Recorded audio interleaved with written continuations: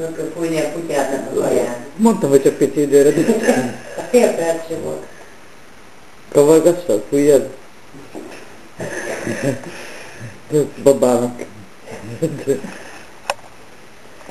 Én is hülye vagyok. Kicsit mókus. Még nem vagyok hülye. Befújom a kutyának a kaját.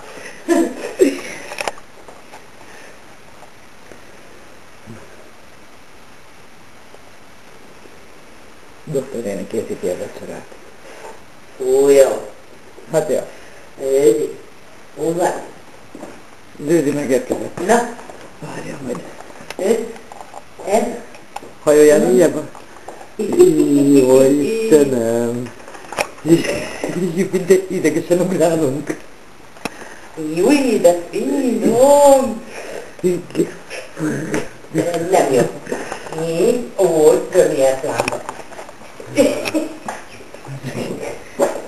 Mondjad neki, hogy adja.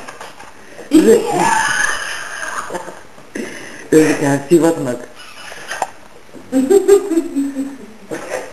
Hát de ott hagytad a bundáját. Tessék csak azt Tessék meg enni? Le.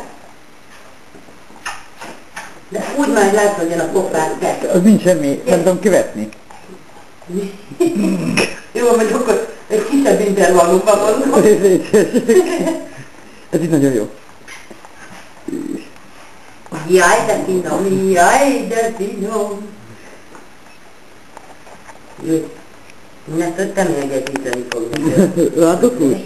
Rántott hús? Látod? Sárgótarján voltam. Rántott hús, nem csak sárgótarján van. Még egy finomabb rántott hús. Nézzem, hogy Őzike, hogy szaporodik. Szolgálj szépen, picit a rántott húsért.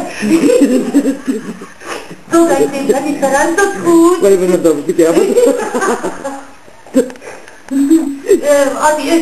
Őzike, szolgálj szépen itt a rántott hús. Doktor néni szépen eszedek. Rántott hús. Karomerős keblendús. Rántott hús.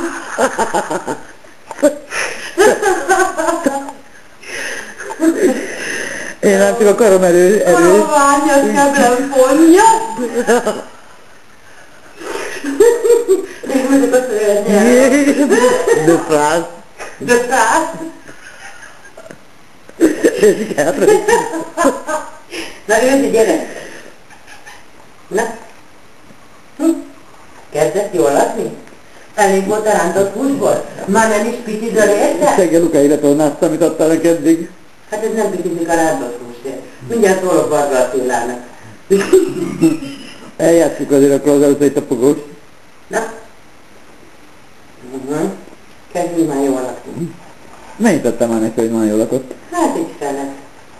Ja. Egy felet. No, még belőle egy pár kocka. Na jó van, Őzi. Ide beleszórom neked, tessék. Aha. Jó, értem. Most még azért bekapkodjuk. Nem tudom, figyelmet. Ja, meg van.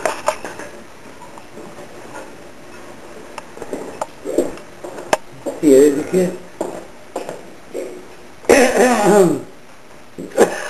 Ezt a bajtot látod, ahogy is szakorultál.